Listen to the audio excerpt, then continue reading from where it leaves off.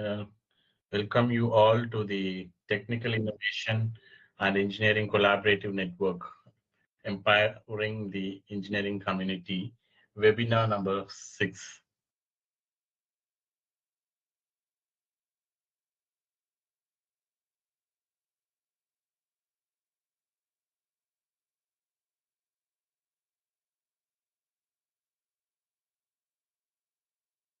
Yes, Aswak.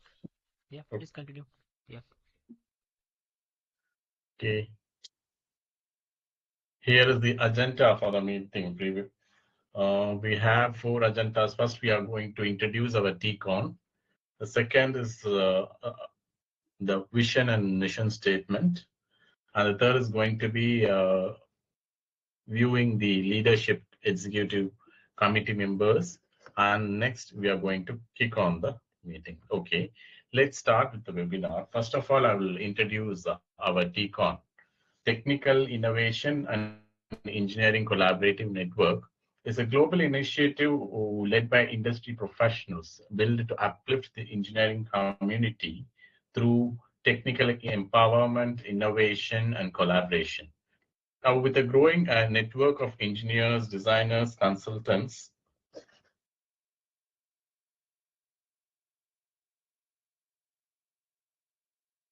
just a minute.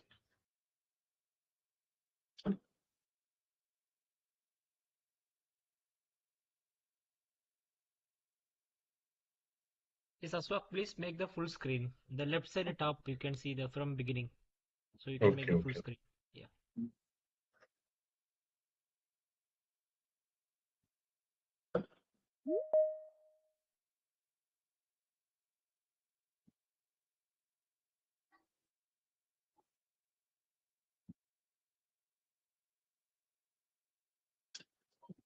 Is it visible now?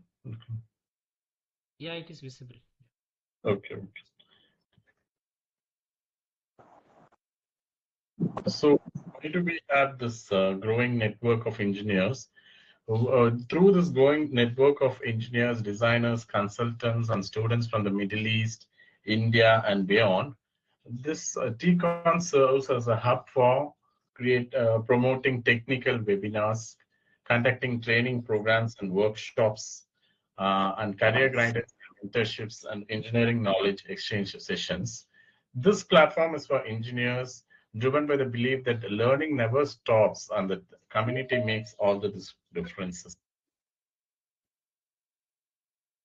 Here comes the vision statement.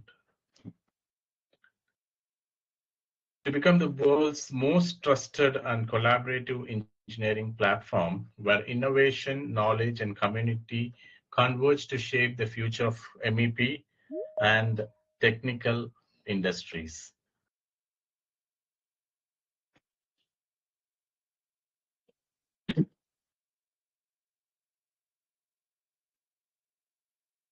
Mission statement. I think all are able to see the screen I mission think statement. only the first slide is visible. How about others? Can you see the other slides? Now it is the mission statement which I have shared. For me, it is only first slide is visible. How about others? First slide only. Yeah. So, for us also first slide only we are seeing it. yeah, correct.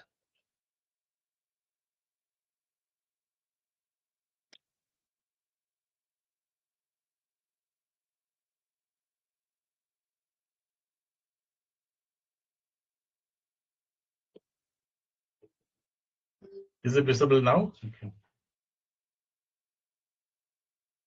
Yes, now mission statement is visible. Yeah. Yeah, okay. Yes.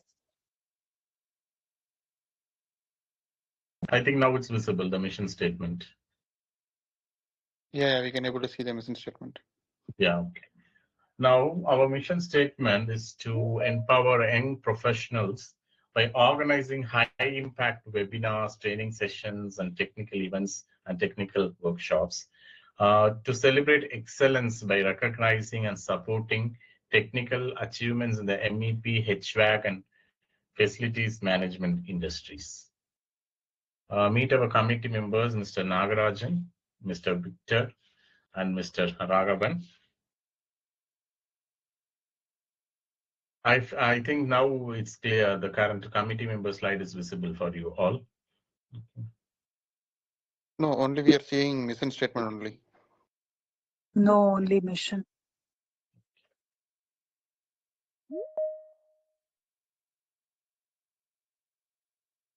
Yeah, now it's visible. Now committee members, Yeah. meet our committee members, Mr. Nagarajan, Mr. Victor, and Mr. Raghavan.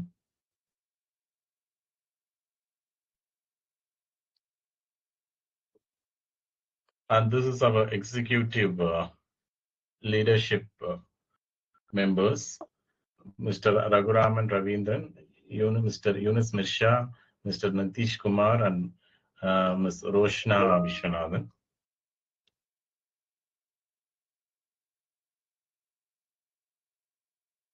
These are head of country chair, secretary overall, and the vice secretary.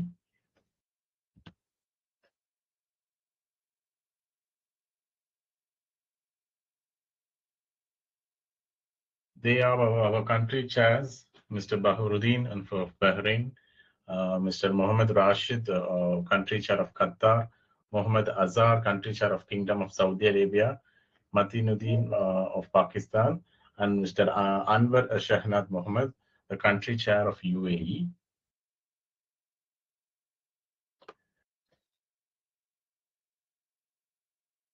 They are our country vice chairs, Ahadullah, country vice chair of Kingdom of Saudi Arabia, country vice chair of UAE, country vice chair of Qatar, and country vice chair of India. அவர் இன்னைக்கு வெபினாருக்கு question எதுவும் prepare பண்ணலையா? So ஏதாவது ஒரு 10 question நீங்கள் chat ஜிபிடிலேருந்து facility management ரிலேட்டடாக ready பண்ணி தர முடியுமா? Meet our technical advisory and awards committee. These experts guide TIECONN's technical content, ensuring quality and relevance. They also oversee the recognition of excellence in engineering through awards and certifications. Mr. Altaf Hussain is the technical advisor overall. Mr. Mohammed Rizwan Ahsan is the technical vice advisor and honor and awards vice chair overall. Blessing Piri and Mr. SP Syed Amir Basha.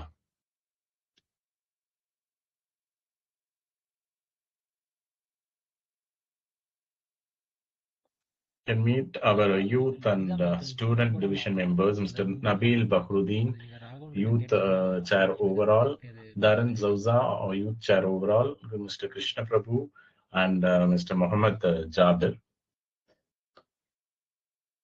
Can meet our event organizers, Mr. Vigneshwaran, Murad Ali, Mr. Mohammed Bashir, and Mr. Mohammed Arshan Syed.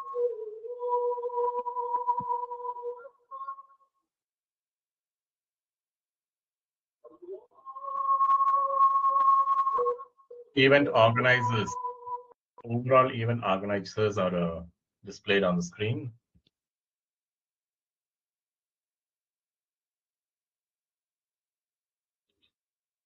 Our media and communication team members, social media and communication lead overall, communication and media support lead, and events organizer and communication vice chair.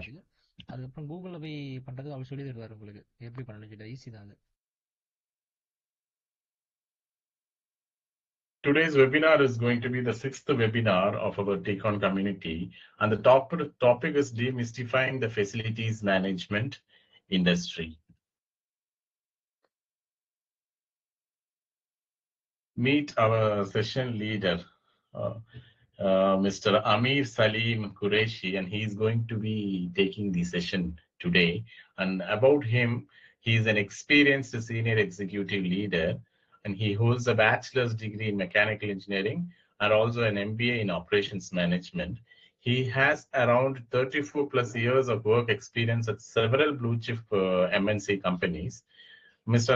Amer brings a diverse and varied experience in strategic and transformational management skills in both the commercial and engineering organizations.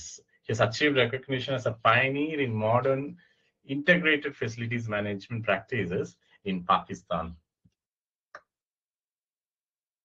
Thank you so much for the introduction. If the chair allows, may I start my presentation? Yeah, it's now We are about to start. I'll just finish my 2 slides. I'll just Okay. say what are the key highlights to our audience.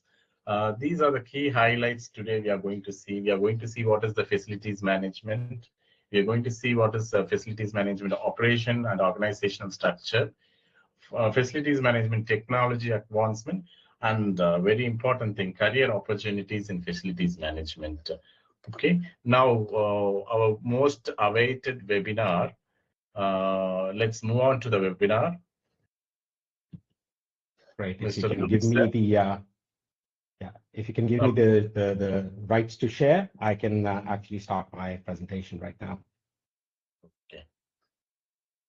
Okay, now I welcome our day webinar leader, Mr. Amer Qureshi, to proceed with the webinar now. Thank you so much. Let me just try and screen, and I'm going to let me know when you see my screen. Okay. Can you see my screen now? Yes, we can see. Yeah.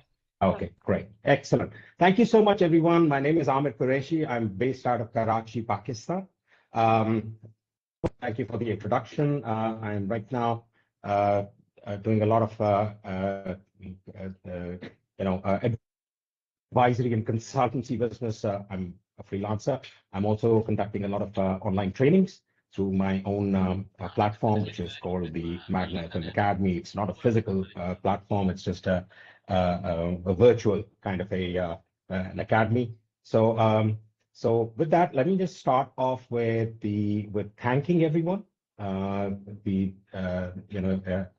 really honored to be invited to this August forum. I have heard a lot about you. I'm following you for a while, and really good work that is going on with this forum. So hats off to all of you. Really well, job well done. Okay, great. So it's good to see all the people from across the region over here. So that's one of the most heartening things that I think I saw today. So it's really nice. Great. So I'll just start off with my presentation. I'll just introduce myself. It's already been done. So here's some write up about me. These are my areas of expertise that I'm doing right now in the facilities management consultancy and advisory capacity. My education and training has already been introduced to you. These are the companies that I've worked in. So mostly the 34 plus years have been spent in multinational companies with a few initial years of local companies, but mostly in multinational. So the background is pretty vast. Great. So my current passions, I'm doing LinkedIn blogs. Some of you who might be my connections, you must be seeing my blogs over here. I'm also running the Facilities Management Pakistan LinkedIn group with about 2,300 people. In that facilities management group. I'm also right now working on a charter for creating an association of facility managers in Pakistan. So that's something else that I've just taken on about 3 months ago. So yeah, that's the latest. So just wanted to let you know. And this is my latest initiative, Magna FM Academy, where I do online trainings for facility managers, and it's totally focused on FM right now.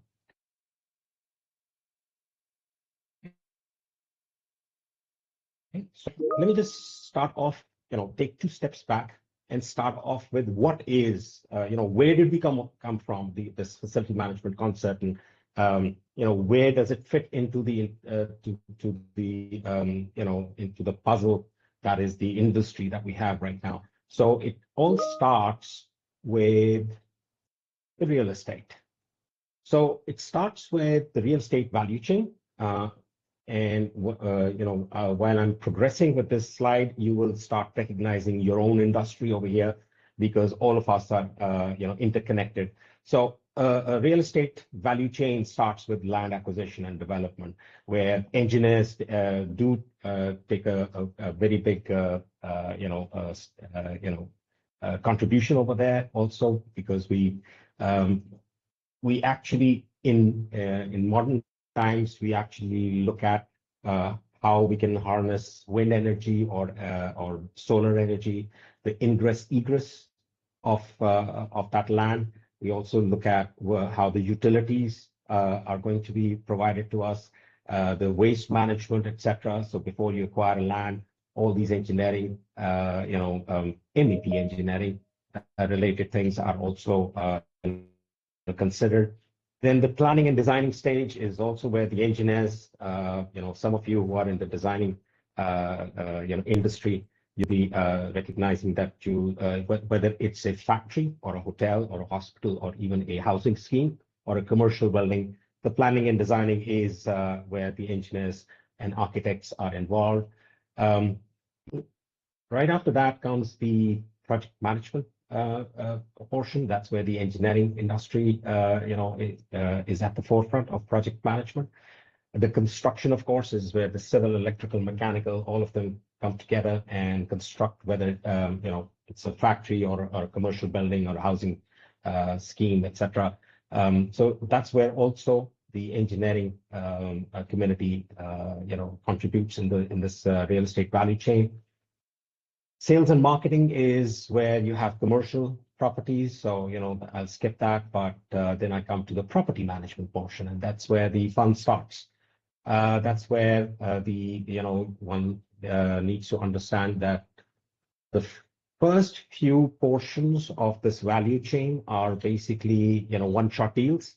They last from anywhere between 3 years to 10 years till you do the construction and hand over the property to the operators, where the operators could be property managers or facility managers. And that 5 to 10 year initial period, when it's over, then comes the 20 to 50 year period where that building has to be operated. Okay, so that's where the facility management and property management portion comes in. Once we start operating a building, there are then the retrofits that happen, as the building ages, the equipment ages, you do adaptations, you do asset replacements, you do retrofits, you expand or contract the property, you build up or you modify. So that's where, again, the engineering sector does contribute a lot. And then the last portion where the value chain finishes is when the property is disposed of. Now, it is interesting to note that the first few steps in a value chain is the property development phase. The next couple are the construction phase, and then comes the big one, and that's the corporate real estate services, and that's the portion that I am a part of, and that's the facilities management, the property management, and the project management portions come in. This is the stage where the building is now operational. It's going to be run for another 20 to 50 years. And that's where the facility management, industry really shines. So one does need to understand that this is it's not a one-shot deal. It's a continuous day-to-day operation of a building. So this is where the real meat of a real estate facility is, whether it's a factory or a hotel or any hospital or any restaurant even. So that's where the real fun starts, and this is for the long term. We call the first few stages as the upstream, then there is the midstream in the real estate value chain, and then the downstream, which I am a part of. Okay? So any questions on this one? I'd be happy to answer your questions. No? Can I move on? Okay. So I'll just move on. So I'll come, all of you, most of you are familiar with the TCO concept, but in a real estate, the TCO concept is sometimes, confused a bit. Now, everybody understands that there is like a previous slide I said, there is the planning and the construction stages, which are anywhere between 3 to 10 years. The operations and maintenance portion of any property or any facility is about 20 to 40 years over here. By the way, I took this about 6 years ago from Fortune magazine. So I like this graphical representation so much that I'm using it quite quite frequently. So anyway, the operations and maintenance is 20 to 40 years over here, and the disposal is just 1 year over here. So you do realize that this is where the meat of the whole property management business is. The real estate business is split up into the first few phases, which is just short term, and then you come to the long term of any property.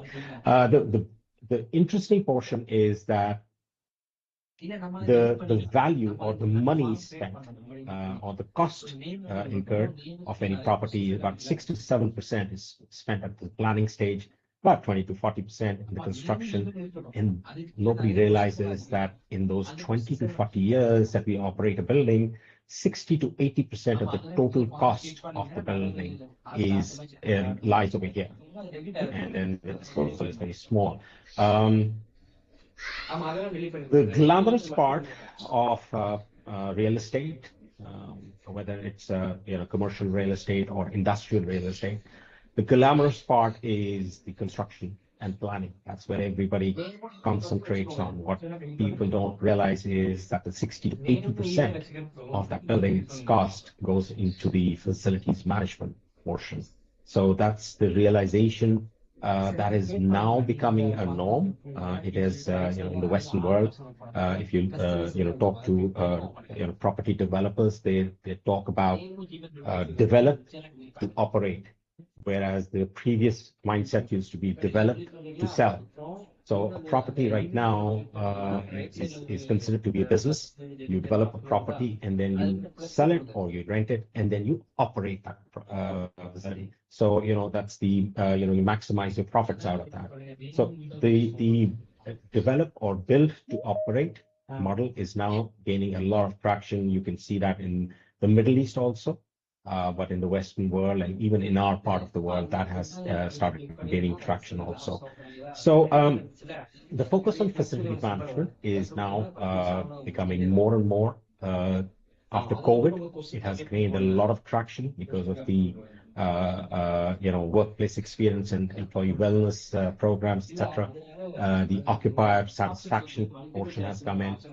So the facility management industry has, there's a watershed moment for us right now going on, where we are actually enjoying a lot of focus throughout the world. So now, it wasn't before, but now what has started happening is that the FM people are now being asked to come and contribute towards the planning, designing, and construction phases also.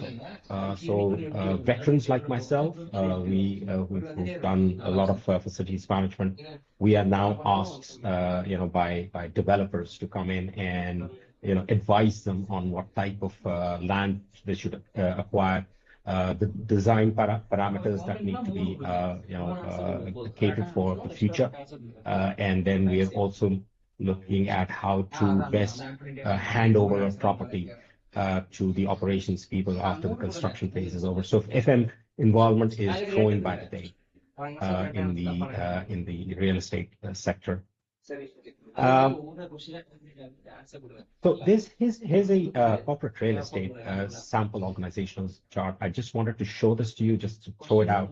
You might find yourself somewhere fitting in this whole organogram, where of course the first page is real estate management, then the property management, the facilities management, project management, health and safety, and then the new one, which is here to stay, and that's the sustainability management of any property. Again, the property classification that I come with is whether it's a factory or a hotel or a restaurant or even if it's a hospital or anything else, that the whole thing is a falls under the ambit of the of properties or real estate. So this is a sample typical structure, which real estate developers, operators, that's what they follow. So I just want to throw this out and show you where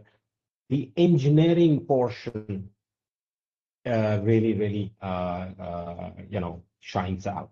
So the facility management or the CRES, corporate real estate services, does have a lot of element of engineering in here.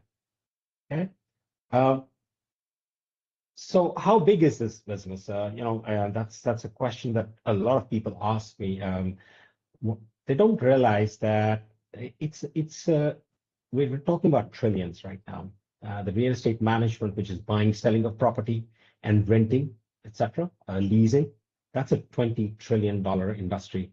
This is the downstream industry of real estate. So that's a $20 trillion industry worldwide. Facilities management right now is roughly $1.5 trillion in industry worldwide. And the downstream project management, where you retrofit, adapt, and replace, is about $1 trillion worth. So it's substantially big, these downstream real estate businesses. You might be involved in some of the upstream, but some of you, I'm pretty sure, are involved in the downstream corporate real estate services also. Just wanted to give you a snapshot of what it looks like worldwide. Okay. Any questions, by the way? The audience is very, very quiet. Please do not hesitate to ask questions. Any questions? I think people are watching to ask the question in the end. Oh, you can ask the question anytime you want. You can ask the question anytime you want. Just stop me and ask me questions, okay? Yeah, sure. Yeah.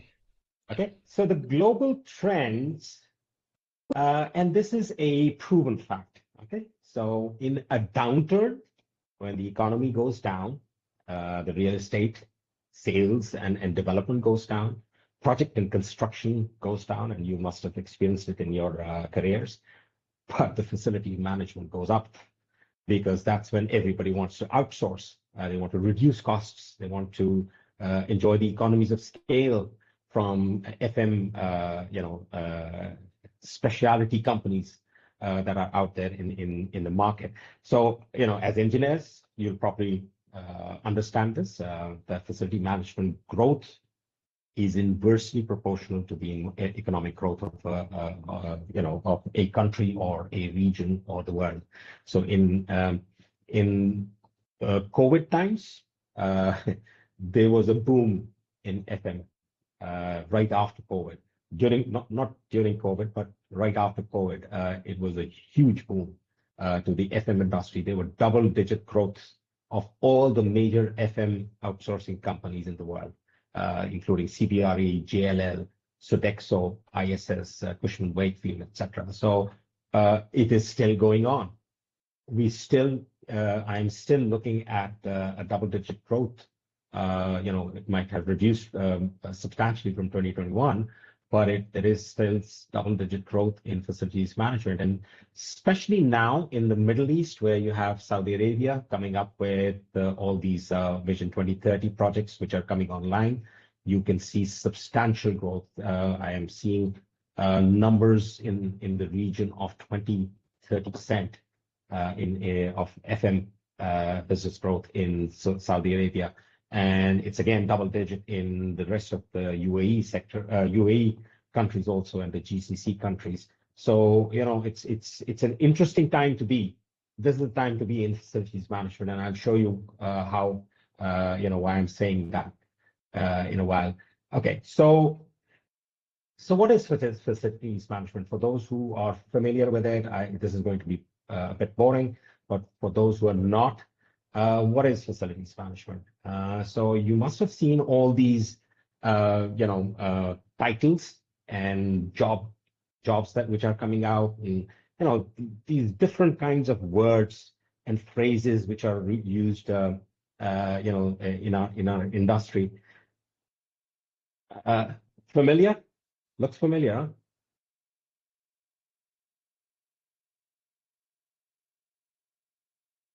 Okay, so this whole thing, this whole jumble, this all, you see all these different titles, job titles, and you see all these different, subject matters which are being taught, and jobs which are being sought. These are all facilities management. They all fall under the same ambit of facilities management. I'll show you the organization structure, and you'll understand why. The definition is very simple. The definition of facilities management is the simplest is that it is everything which is not the core business of a company is handled by the FM function. Okay. So any company, whether you call them admin people, you call them utilities guys, or you call them MEP, or you call them, maintenance people, they are the backbone of any organization. Those are all facility managers, people like myself. We who are always in the background, keeping the buildings running, the factories running. So we actually are handling the non-core function, not the production, not the warehouse, not the sales and marketing, the HR and finance, but everything surrounding that. So we are actually the ones who are in the background supporting all of you who are generating revenue for the company. So any job, any function related to generating revenue for a company is not facilities management related. It's the non-revenue generating portion, the cost portion, which facility managers actually manage. Okay, so more formal definitions, you'll find a lot of them. Here are a few. And the biggest, one that attracts me is that we are actually there to improve the quality of life and the productivity of the core business. This is where the FM, occupier satisfaction, customer satisfaction, employee wellness, workplace, experience, etc. Those are the kind of things that we do. We actually help people be more productive. Okay, then we help the air conditioners to keep running. We help the security, be top notch. We help the cleaning. We help the washrooms being always functional, etc. So we are the ones who are in the background of whatever you're doing. So facilities management is actually divided into two functions. The hard services, which is pure engineering, you will find a lot of familiar things over here. And then the soft services, which is basically the intangibles, the reception, front desk, health and fitness, janitorial, conference services, mail and courier, security, grounds and landscaping, and pest control, etc. And there are so many others I'll show them to you in the next slide. So these are the two main bifurcations in facilities management. So we manage hard services and we manage soft services. So hard services are whatever in any building or any property or any real estate, factory, hotel, whatever it is. The tangible assets are managed through what we call the hard services scope of work. So that includes the building fabric, the MEP, HVAC, elevators, plumbing and piping, cleaning equipment, kitchen and cafeteria equipment, water management, hazardous and non-hazardous waste management, and fire equipment, etc. So these are the service delivery factors which actually keep your facility like they are care of the lighting, the body, temperature, noise, the ergonomics, and the furniture, etc. These are the factors which are considered critically important in how the occupier feels within his work environment. Does he feel appreciated or not? And in modern day COVID, the phrase that I'm hearing a lot in the market right now for hard services is that it is the workplace experience. Okay, it's part of the workplace experience. of any company. Okay? So that's the hard services portion. The soft services portion is, again, like I said, it's the intangibles. It's the service that human beings, specializing services that are provided in any facility, and they include the janitorial, cleaning, food canteen, front desk, meeting accounts, document control, etc. And then you have all these others, and these are all known as soft services. And these are all intangibles. So they actually impact the productivity and the employee morale and job satisfaction. And soft services are also known to impact the client and visitor's perception. The first impression they get when they get in a company, the reception area, the front gate, the approach to your building, etc. So those are the perceptions, the first impressions that visitors get. That's where the soft services people handle, okay? The front desk operations and the catering services. And more, the soft services are now being called a part of the employee wellness programs. Okay? That's where FMs, facility managers, work directly with HR people, and we do workplace experience and employee wellness programs with the HR and the CEOs of companies now. So it's becoming a frontline service in any company in the Western world. Okay. So any questions up till now?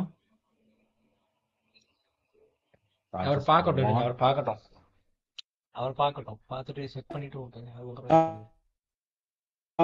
Publish ஆயிடுச்சுன்னா அப்புறம் போயிடும் அது.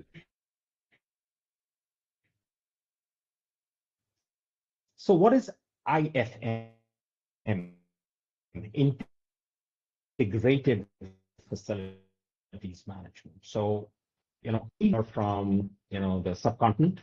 We are actually more tuned towards services, look down upon the HVAC people. The poor reception services are isolated from, probably the catering and food services. So you have all these small little islands within an organization, which is basically the old style of working, in any company. But the new style is where all of this falls under one umbrella. Okay, so this is all integrated under one, function, and that function is guy sitting at the top and having everybody sit on one table. The technical services, the support services, the hard and soft, and the health and safety, security, project management, etc. They all sit at one table and create the strategy required for the company and the service delivery, processes, etc. They are unified. Okay, so. And of course, nowadays, it's a lot of emphasis is on data analytics and performance management. And you do have the help desk, prepared support sitting under one single umbrella. And you will, these are a bit of a job description of each function that I threw in there just for your benefit so that you can understand what it's all about. So this is a typical, org structure. It can vary from company to company. It's a need-based organization. I have come from. Okay, so my CBRE days. This is what I did, and now I'm looking at it again with the and in the Western hemisphere, the customers over there, they have the same kind of structure. You will find this structure again in the UAE and Saudi Arabia because of the fact that there are a lot of Western consultancy firms working over there. So this is the kind of typical structure that they will come up with for any new properties. So any questions, by the way, up till now? Okay. let me just move on to the next one, which is the technology. And it has, yes, sir. Any questions? Hi, can I interrupt? Yes, please. Yes, sir. When do you think the facility management should be introduced? I mean, should start the process? Is it after the construction or is it during the design stage itself? Well, like I said, now about 15 years. When I first joined this industry, it wasn't very prevalent. We were still considered a back of office kind of a function. I am now seeing a lot of involvement at the land acquisition and design and designing phase. Okay, so I'm looking at it right now quite frequently across the world, the traditional way of doing things is to get involved at the handover stage after construction. But you will be surprised to know that facility managers are now in the construction phase also.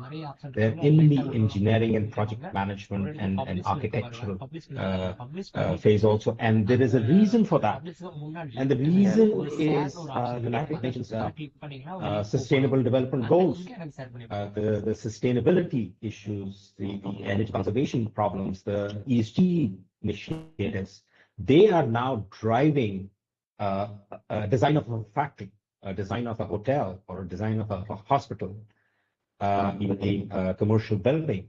You need to build these things in at the initial stages, because if you don't, 10 years down the road, when the project is 10 years old and it's operating for 10 years, and there is a legislation change, and you don't have provision in the building to, maybe put in a new type of battery system.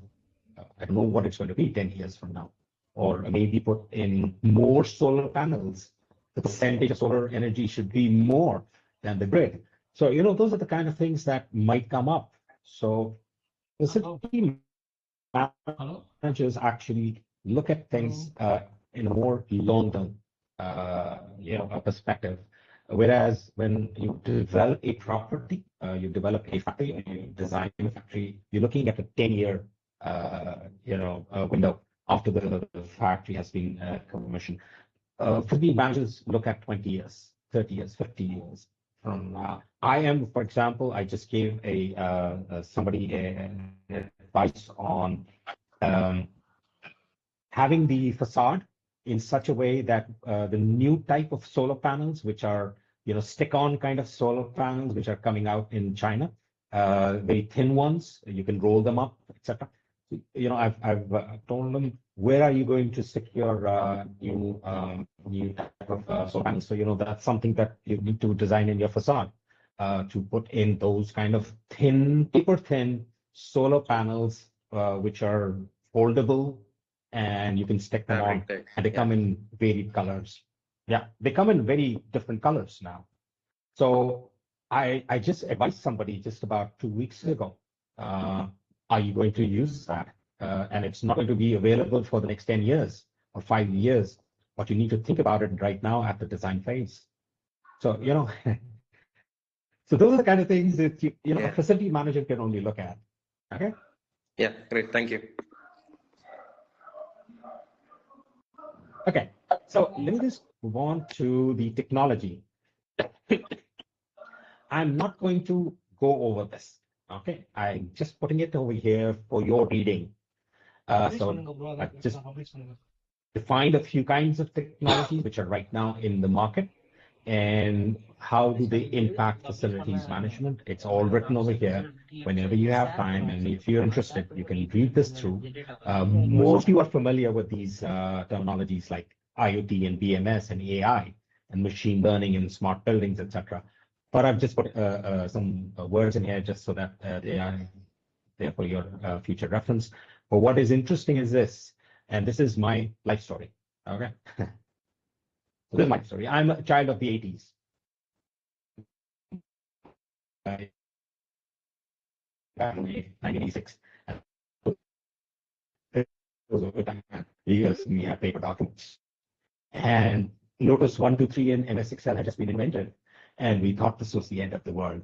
I first looked at Lotus 123, I remember, back in the early or mid 80s.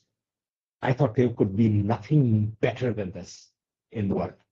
And little did I know at that time. And MS Excel, Microsoft came out with Excel in the 1980s, and we were ecstatic. It was what should I say? It was the sexiest thing available for engineers, MS Excel. And we actually did not understand the fact that at that point in time, ERP had already been implemented back in the 1950s with IBM mainframes.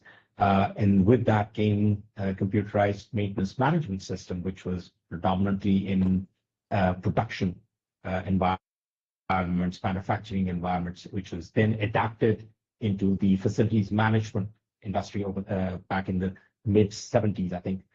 So, it had already started. I was not aware of it. Then in the 80s came the second generation of facility management software, which was known as the CAFM system, the Computer-Aided Facilities Management System. Then some of you are probably aware of the enterprise asset management, people who are interested in the asset management line of business. You probably already know about EAMs. That was a spin-off from the CAFM. I became aware in the 2000s with the second and the third generation of facilities management software. The issue is that we now have a fourth generation of software which has come out, and that is AI powered. It's called Intelligent Maintenance Management Platform. It actually makes decisions for you in facilities management. I have not seen it. I have read about it. I have not seen any YouTube videos up till now, but I'm sure there must be some. But the technology is evolving very rapidly, with BIM now being integrated into facilities management. Artificial intelligence. We have the digital twins, digital twinning, which has come in. And I just saw a demonstration about 2 months ago of digital twinning in Pakistan, and I was shocked on how realistic a building can look like on a screen, and what you can do with the building. You can change the entire plumbing system, you can change the entire electrical system and see what's going to be impacted where. And the artificial intelligence actually tells you whether it's a good design or a bad design. So I am now looking at heads-up display eyewear for facilities management. It has already started in the aircraft maintenance industry. Heads-up display eyewear. So it's like a pair of glasses which are hooked up to your network, and they can actually, with a small little pointer and a mouse, you can actually, flip through manuals, repair manuals. You can flip through operating manuals. You can see, looking at let's say a motor, you can see the blow up of that motor, what's in there. So, heads-up display is now becoming more and more realistic for me. So I'm looking at probably in the next 5 years, that's something that is going to come up as a standard. So technology is here to stay. You need to actually keep up with it and adopt it as much as you can. All of you are younger than I am. I'm 62, so you're probably half my age, most of you. And this is the golden time for you to actually start looking at the innovations that are happening in the industry, the rapid technology trends that are shaping the industry right now. You need to keep up, otherwise you'll be left behind. Okay? So any questions on this slide, by the way? I get a lot of questions on this slide. Any questions from this forum? Okay, I'll just move on then. Okay, so There is this facilities management software. We use it quite a bit, and I'm one of the super users of these first and second generation of FM software. So I'm very familiar with the capability and the power of the facility management software, which is available in the market. But most of you are familiar with BMS and IoT, right? So because you come from the engineering industry, so maybe you're not from the facilities management industry, you're from pure maintenance and designing and other industries. So BMS and IoT is probably very, very familiar to you. But did you know that for the past almost 10 years now, there has been they have been interfaced, the facility management software and the BMS and BMS hardware and software. They have been interfaced, and now you get work orders generated as soon as, for example, your temperature goes down from a certain threshold or goes up from a certain threshold. You don't need to call up a technician and say, go check that out. It's actually the software which actually alerts automatically alerts the technician. So it's it probably gets a WhatsApp message or gets an SMS from the software itself. So that has started emerging, and it's very common now in the industry, especially in the Western world and Far East. So that's something that I thought you should be aware of. Some of you probably are aware of the FM software. Some of you are aware of the BMS software. I just wanted to show you that it has been interfaced. It's been a while since it's been interfaced. Okay. So as a career, I think this would interest some of you. So for an engineer, it's a very interesting industry. But before I go into that, I need to just show you what FM is all about. It's not a very easy science. It's a combination of various faculties. So we do operations, we do engineering, health and safety, finance, and supply chain, all these other good things. The knowledge requirements in facilities management, and it evolves. You don't get it from day one on the first year or in the second year. It evolves eventually. It's like running a small little business within a complete business, like running a mini company within a large company, because the knowledge requirements are so much. As a facility manager, you need to look at all these aspects: contract management, finance and cost control, performance management, supply chain, HR, project, process, ESG, sustainability, energy management, customer services, information technology, mechanical, electrical, and civil, and E&I engineering, and strategy and policy. So we, as facility managers, we're actually, as we progress in our career, we actually get to know all these aspects of the business. So it's like a mini CEO working under the real CEO. So, a pseudo CEO under a real CEO kind of thing. So in our part of the world, it is still an untapped faculty. Okay, so it needs to be exploited, it needs to be modernized. There is a lot of potential in facilities management. We've still not, really tapped into the whole potential in this part of our world. One of the drivers in Asia is the US and EU buyers and investors. Because of the United Nations Sustainable Development Goals Charter, we are looking at a lot of push towards sustainability and green initiatives. This is where facilities management comes in. This is where we go into the driving seat, because the built environment or the buildings generate about almost 40% of the greenhouse gases in the world. Okay? And who manages buildings? It's the facilities managers. So we are at the forefront of sustainability initiatives, and we are at the forefront of the greenhouse gas reduction initiatives. So yeah, we're quite plugged into the United Nations SDG charter.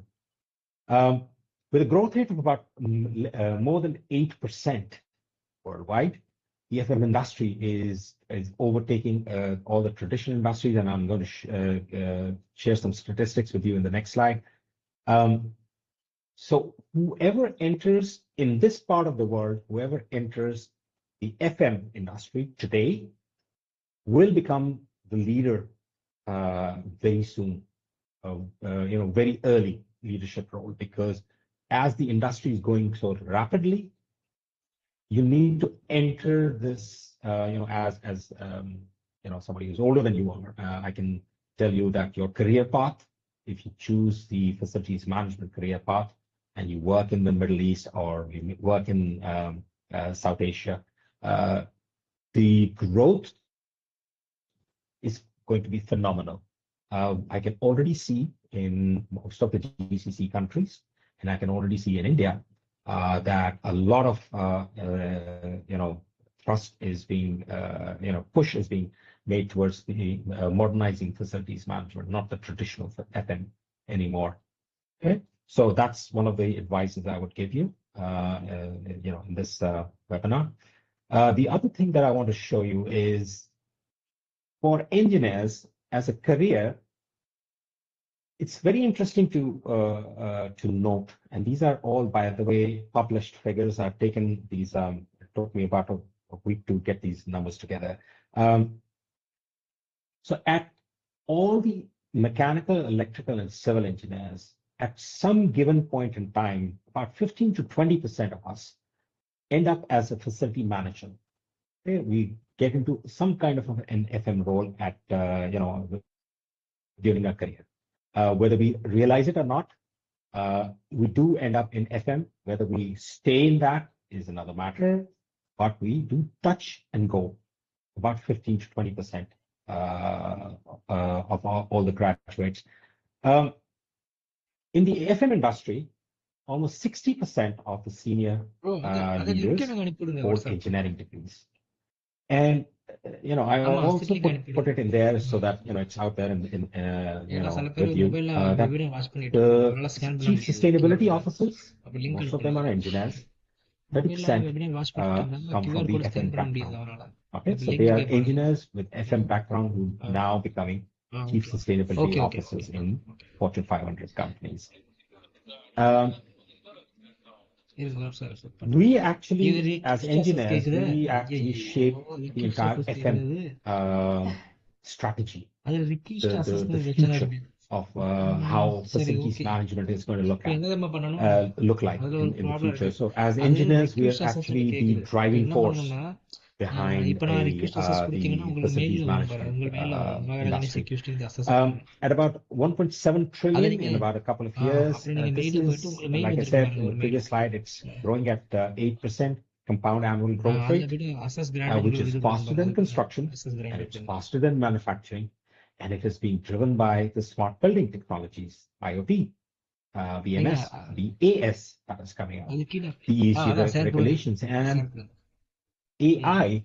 Actually, AI has proven to be a watershed moment for facilities management, because the decision making has become so rapid and so accurate for us facility managers on a day-to-day basis. AI is helping facilities managers do things in a better way and quicker. Okay? So AI has been actually a turning point for the FM industry. I don't know whether it's benefited others in the same way or not, but the FM industry has really benefited from the AI introduction back in November 2022 by OpenAI. Okay, so the IoT enabled predictive maintenance, and I don't know whether you're aware of this or not, but beyond predictive maintenance, 2023 has seen prescriptive maintenance come in. Okay, so that's another new type of maintenance which is now being introduced in the world. So whatever it is, but IoT has enabled predictive maintenance, digital twins, and robotics. So we are actually looking at a lot of growth அதான் என்ன சொல்றாங்க in our முடிய in the போகுது way question we என்ன think இப்போ do வந்துடும் things பாப்பா in என்ன சொல்றாங்க facilities management. Okay It's very technology driven. So 75% of net zero targets actually rely on facilities management led initiatives, whether it's energy retrofits or circular waste systems, etc. We are at the forefront of the ESG strategy, the United Nations Sustainable Development Goals, etc. Okay, but I wanted to put this out there also. I don't know how many female engineers are in this forum, and I, throughout my career, I've actually been a very big, proponent of female engineers being inducted in frontline roles. You will be surprised to know in the FM industry, about 25% of the CM FM roles, whether they're engineers or not, they're being led by women. Okay, and it has grown substantially over the past 10 years. Most of the sustainability efforts across the world are being led by females, women engineers, and they are considered to be much more faster in adopting the the initiatives by or the goals given by the United Nations. And it's very interesting to see that if you scan through LinkedIn, and most of you probably do, you start seeing that most of the sustainability jobs are being held by females, by women engineers, and which is a very, very, for me, it's a very, very proud moment. It's a very good feeling for me, because this is where, probably a niche has been found. It's good to see women progressing in that sustainability field. Again, another statistics I found out, I was quite surprised with this, that the 22% of global asset management roles are held by women, because of their acumen towards looking at the big picture. So that's great. HSC is dominated by females and the leadership roles also. You also now have another, which I actually discussed before also, the workplace experience role, which is now being led by female engineers, women engineers in throughout the world, especially in the Western world. It's more focused towards how the employee experience or workplace experience is.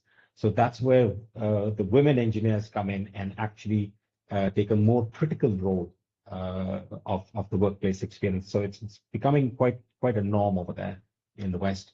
So the attention to detail by women engineers is something which we all need to recognize.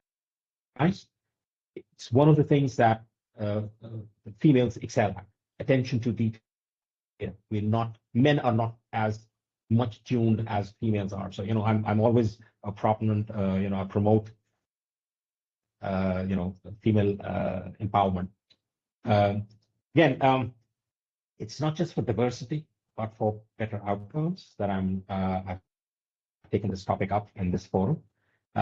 You need to understand that women engineers contribute a lot towards whatever you're doing. It's whether it's MEP or civil or facilities management. In my case, the attention to detail, their farsightedness, their outlook towards the big picture is better.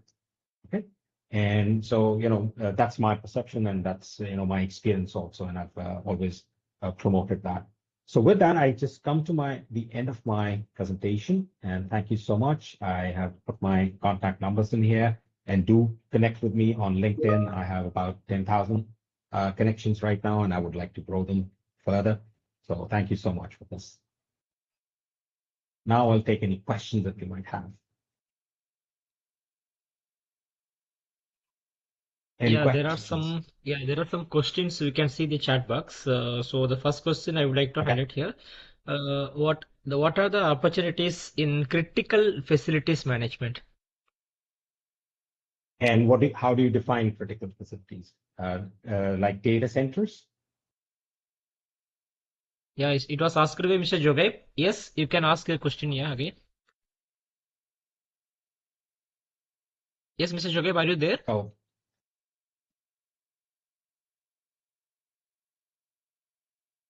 Hi, hello, sir. Can you explain the AI hi. or BMS? Okay. So you have a tolerance band in BMS. Okay. So you have temperature. Let me just take temperature. So you say, okay, in any area of the building, the temperature needs to be between, let's say, 22 degrees and 26 degrees. Okay. So AI is now, what they're doing is that AI, as soon as it hits the 25 degrees or 23 degrees threshold, it actually starts analyzing the data, whether it's going to exceed the 26 degrees or it's going to go below the 22 degrees. It actually starts AI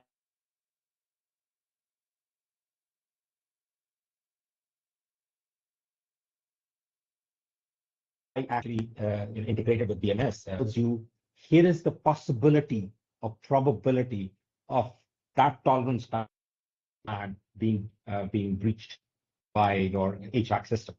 Maybe there's something at that portion of that building, windows open, or I don't know, it's been shut down for too long, the thermostat is not working, or whatever it is. The AI actually tells you before a fault occurs. Okay, so that is happening Thank you. right now, and it's very rare. Thanks, sir. Thanks, sir. Yeah. Yeah. So I have Murad. Murad, you wanted to ask a question? Yes, sir. Murad First of all, Ali. thank you. Yes, sir. First of all, Sorry, I thank you can't so hear much. you. It was a great experience to hear you from your third experience. So, sir, my question Yeah. is that you have Thank you so background much. of mechanical engineering, and traditionally with that you have MBA experience. So, what what do you think? What is the engineering background that mostly relates to the facility management? And adding to that, is it necessary to have the business administration background uh, for the facility management? Okay. So yeah, good question, and a lot of people ask me. Actually, MBA was invented for engineers.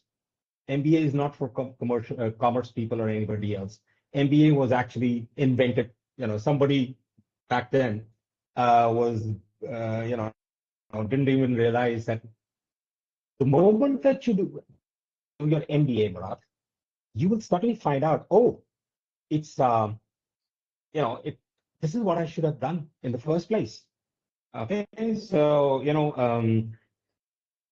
MBA is a natural fit for an engineer. Okay, that's my opinion. Whether you stay in the engineering field or not, like I did, I never left my engineering field. I loved my engineering, and throughout my life, whichever role I've been in, it has been engineering management roles. Whether you choose to stay in the engineering field or you don't choose to stay in the engineering field, it's one of the easiest degrees to get. Okay, so you might not like the HR portion because it's illogical. You might not like the law and legal portion because you don't understand there's too much of a road system over here. But MBA is a natural fit for an engineer because remember, at some given point in time, you will stop becoming an engineer and start becoming a manager. You'll be managing engineers, not doing engineering yourself. So before you become a manager of engineers, you better know what management of business is all about. So my advice to all young engineers has always been in any company that I've worked in is to get a second degree after engineering, and that is MBA. And then you can do your master's in whatever you want, but do your MBA first. So it's just a natural fit if you want to grow in your business, in your role. Okay. I hope I've answered your question. Yes, sir. Thank you so much. Thank you. Yeah. Zohaib, you wanted to ask about critical facilities management opportunities. Zohaib? Yes, Assalamu alaikum. Hello, Amer sir. How are you? I hope you are doing great. It's been a Very long well. time since we Thank have you. discussed Yeah, something it's been a long time. on any of our platform, facility management Pakistan. Okay. My question of I actually know and I actually want to everybody know about the critical facilities management, which holds a lot of opportunities in UAE, Middle East, and somehow in Pakistan and India as well. So, and I hope it collects all the facility management fields, which and the jobs and services, and it came at the top of the line, as you quoted earlier in our discussion. And I just wanted to know what is new in it and what is the future in it by indulging of AI and what we see the future in this and critical facilities management, whether for data centers, cable landing stations, and for hospitals. Thank you. Okay. So AI is just 2 years old. Okay, you understand that the commercial, well, it's been there for a while. It's been there for a while, but accessibility to AI tools, when OpenAI came out with ChatGPT back in November of 2022, that's when it has started now to evolve into the other it's been absorbed into other kinds of applications, not just the consumer application. It's gone into the engineering side also, and all the other critical sides. In the critical facilities management business, AI has now taken a front role. You will find any new software that you bring in, even the old software that you have, if you have a facilities management software, you will find that AI is now a part of the plugin for any kind of old software also. So that's going to basically, it's actually now becoming a norm to predict when the fault is going to happen and how likely is it going to happen. So the new type of maintenance that has come out, which I mentioned, is called the prescriptive maintenance. Okay, the prescriptive maintenance is the next iteration from the predictive that we've always, we thought it was the end of the world. The predictive maintenance is now obsolete, not obsolete, but it's gone in the background. The prescriptive maintenance is going to come in the foreground, where in prescriptive maintenance, the AI is going to tell you where the fault is going to occur, when is it going to occur, most likely, what tools do you need, what personal protection equipment you should carry with you, the spare parts that you might need, and the 3 or 4 types of repairs that you might have to do. Okay, it's going to give you that kind of a scenario-based solution. So the world is evolving. The technology, because of AI, is evolving a lot. In critical facilities management, it's the same. If you're not using software up till now, I suggest this forum that look at the software that is available in the market. Ask the vendor that is already doing your BMS whether he has a plugin AI plugin solution available for his BMS system. If he does not, maybe you need to change your BMS supplier. Okay, because that's an old-fashioned supplier then. So yeah, the world is changing very rapidly, and you've got to adapt to the world now. It's post-COVID. It's a crazy world. It's not like my world, which was very simple: Lotus 1 to 3 in Excel. Anyway, any other questions?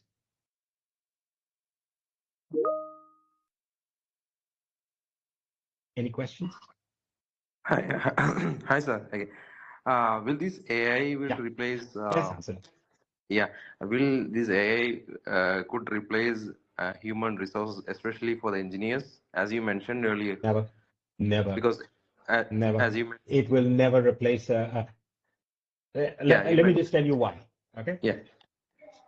So it can do iterations, but it cannot do logics, and it cannot do decision making. Okay, that's where humans come in. Now, if humans are slower in adaptation or understanding of the kind of outputs that AI brings in, if you're slower than that or you don't understand it, yes, then you're threatened. But if you understand it, if you're constantly updating yourself and upgrading yourself, there is no way AI will ever replace you, because the logics and the decision making is still not there. It's still not able to do it. It'll give you a lot of outcomes and it'll give you probability of success, but it's not going to make a decision for you. 100% decision. So yeah, so it's a human being who's going to intervene. Whether it's a low probability of success, you will find that maybe this is the best solution. Because you have mentioned earlier that it is giving you the direction, what tools to be carried. Yeah. So these are engineers, facility engineers are giving instruction to the technicians. You should bring this and this. So if AI is giving this order, I think maybe I'm wrong. I think the engineers can replace with AI, right? So what you do understand that engineers sometimes forget. There is there is that probability that when you're doing a repair job, and if it is urgent, whether it's urgent or not doesn't matter, you might overlook something. So you have an assistant. You understand this fact. AI is your assistant. AI is not your competition. You need to adapt it according to what you want. Okay. Yeah. So it's a very everybody now has a secretary with them. Okay. You have a secretary on your mobile phone available to you any time of the day or night. So you can ask that assistant to do anything for you and advise you on things, but the decision is yours. Okay. Yeah. Do never ever rely 100% on AI. Okay, that's my 2 cents worth, because AI can be wrong. AI can be wrong. Yeah. Thanks, sir. It's not 100% solution. Yeah. Thank you, sir. Yeah. Thanks. Yeah. Any other questions? Yeah, I think so. We can go to our question and answer section. So if anyone has any question, please inform. Otherwise, we can go to our question and answer section. We have prepared 10 questions, 10 basic questions related to question and answer section. So everyone can participate in the quiz. So we will select 2 winners from the quiz. So anyone has any questions, or we will move to the quiz section. Excuse me, I have one question. Yeah, please speak louder. Yes, the thermostat, nowadays, the ID or architects now, they recommend to cancel thermostat. Most of the area, they don't want to see this. So either they bring it above ceiling, or they prefer to put it back, return side of the deck. So what we are facing in facility management because of this, canceling thermostats. Sorry, I couldn't hear you very well. Could somebody repeat that? Maybe it's my headphones. Can you repeat the question? Somebody can repeat the question?